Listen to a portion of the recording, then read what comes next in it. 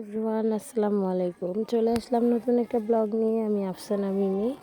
তো আজকের ব্লগে থাকছে লন্ডু মাছ ভাজি। এটাকে অনেকে বাটা মাছ বলে চিনে, অনেকে লন্ডু মাছ বলে চিনে।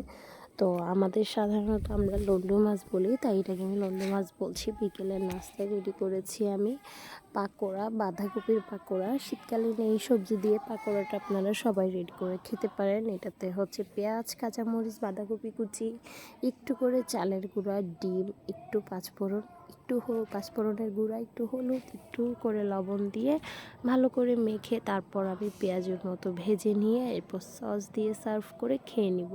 খুবই মজার এই নাস্তাটা। আপনারাও চাইলে বিকেলের নাস্তায় বাচ্চাদেরকে রেডি করে দিতে পারেন। এতে আপনার বাচ্চার সবজি খাওয়ার প্রবণতা হবে এবং সবজি খাওয়ার প্রতি আকৃষ্ট হবে।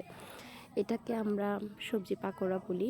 তো বাঁধাকপির পাকোড়া এরকম মজার খাবার আপনারা খেতে পারেন। আমি মাছগুলোকে কেটে সুন্দর করে ধুয়ে নিয়েছি, হলুদ লবণ মাখিয়ে নিয়েছি। আলু এবং বরবটি দিয়ে রান্না করব মাছটাকে।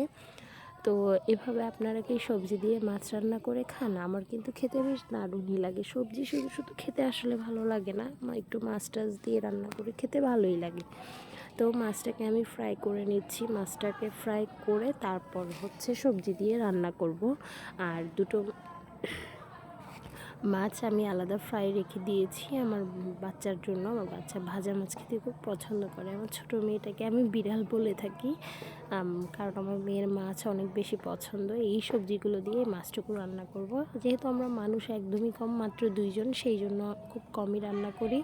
কারণ আমার বাচ্চারা খুব একটা বেশি খায় না। আমার বাচ্চারা ভাত একদমই কম খায় বললেই চলে। ওদের জন্য আসলে আমি ভাত রান্নাও করি না, ওরা আমাদের থেকেই খেয়ে নেয়। কারণ আহামরি ভাত আমার বাচ্চারা খায় না। যারা আমার আশেপাশে থাকেন, যারা আমার পরিচিত, তারা আসলে জানেন ব্যাপারটা। বাচ্চাগুলো আসলে খুবই বায়না করে। এই যে মাছগুলোকে কেটে নিয়েছি, তো ছাই ছাড়া অল্প একটু মাছ, সেই জন্য আমি ছাই ব্যবহার করিনি। ছাই দিয়ে ধুতে পরিষ্কার করতে কষ্ট। হোম সার্ভেন্ট, হেল্পিং হ্যান্ড যেহেতু নেই, তাই নিজেকেই কাটতে হচ্ছে।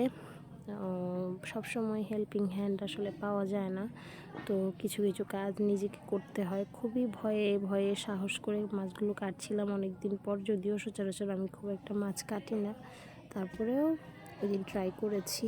তো মাছগুলো এই যে কাটার আগে দেখেন কতটা ফ্রেশ তরতাজা। আর সবচেয়ে বড় কথা, এই মাছগুলো আপনাদের ভাইয়া ধরে এনেছে। তার আজকে নাকি জাল ধরেছে, যদিও কখনো সে মাছ ধরতে যায় না, তবে শখ করে গিয়েছে। তো এই মাছগুলো পেয়েছে। তো যাই হোক, সে মাছগুলো পেয়েছে, সেই মাছগুলো রান্না করে খাবো। এটার মজাটাই আলাদা। আপনাদেরকে আরেকটি টিপস দিয়ে দিই। আমরা যে ডিমের খোসা, ডিম তো আমরা প্রত্যেকেই খাই। এই যে ডিমের খোসাগুলো, আপনারা যারা বাগান করেন, ছাদ বাগান করেন, তারা এই ডিমের খোসাগুলো শুকিয়ে রেখে দিবেন রোদে, তারপর গুঁড়ো করে গাছের গোড়ায় দিবেন। এতে আপনার গাছের প্রোটিনের খুবই উপকারিতা হবে, গাছ খুব ভালো বৃদ্ধি হবে এবং গাছে অনেক ফলন হবে। এই টিপসটা আপনারা ফলো করতে পারেন ডিমের খোসা ফেলে না দিয়ে। এটা হচ্ছে কাঁচা মরিচ, ধান্য মরিচটাকে শুকনা করা হচ্ছে। এই মরিচটা দিয়ে ভর্তা করে খেতে এত মজা। এই মরিচটা প্রচুর পরিমাণে ঝাল হয়।